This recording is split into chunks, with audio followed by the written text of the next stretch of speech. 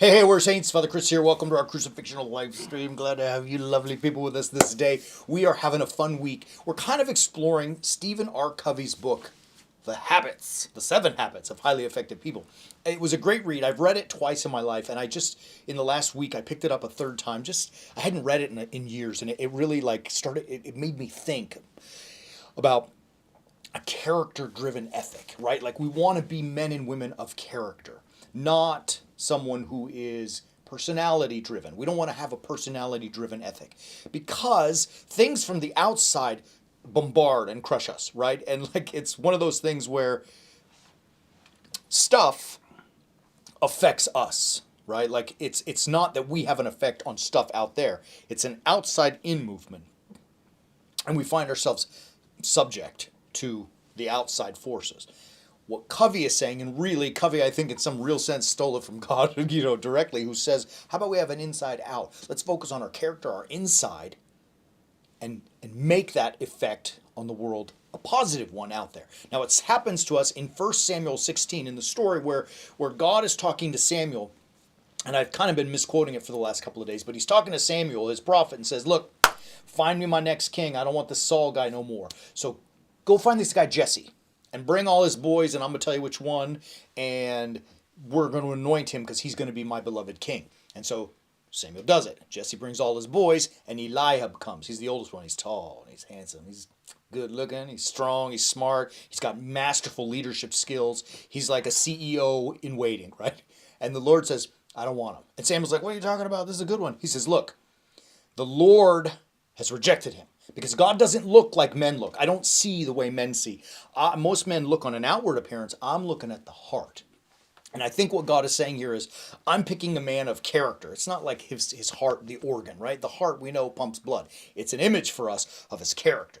And this Eliab may be a good fellow, but he's not the one I'm looking for. I'm judging the heart, the character of a man. And so as we go forward, trying to be men and women of character, we must have this inside out approach. Get stuff right in here so I can get stuff right out there. Get stuff right in here so the stuff out there doesn't control me on the inside. You follow it. It's a hard thing to do.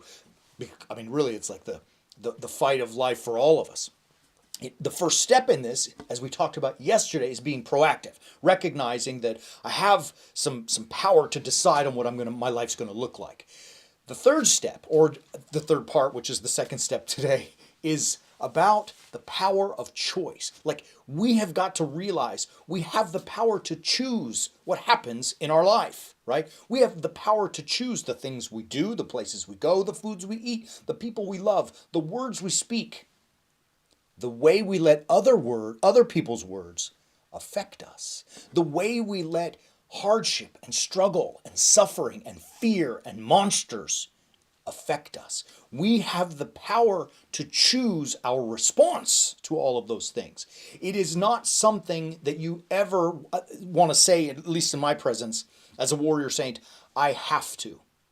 You do not have to do anything but die and pay taxes, all right? The rest of things are your choice. You have the power to decide what you are going to do, where you are going to go, what you're going to eat, who you're going to love, how you're going to live your life.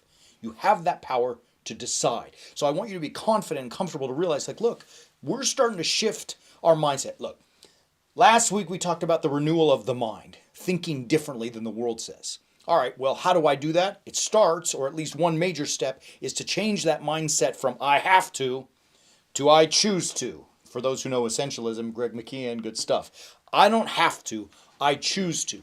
And when we have that mental or that paradigm shift, I'm able to look at things differently and say, all right, I have the power to choose what I want my life to look like. Now, as we always say, doing that by yourself is, can be dreadful. I used to try that by myself, and I made a lot of mistakes in my life. If I told you some of the things I've done over the years, I'm not going to tell you. But if I did tell you, you'd be like, what are you talking about, right? Like, I made some grave mistakes doing this kind of stuff on my own. But when we started following Christ, and when we started walking on the way of the warrior saint, and doing it together with my team, whom you can't see, we all are like embarking on this together.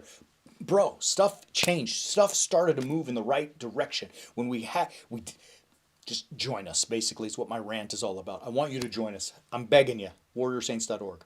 You've got a few days left before this year ends. Don't get ready for 23 without being on the way of the warrior saint.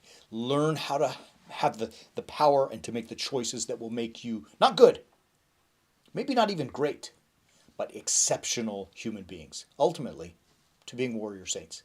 Love you, beautiful people. We'll see you tomorrow. And as always, keep walking on the way of the warrior saint.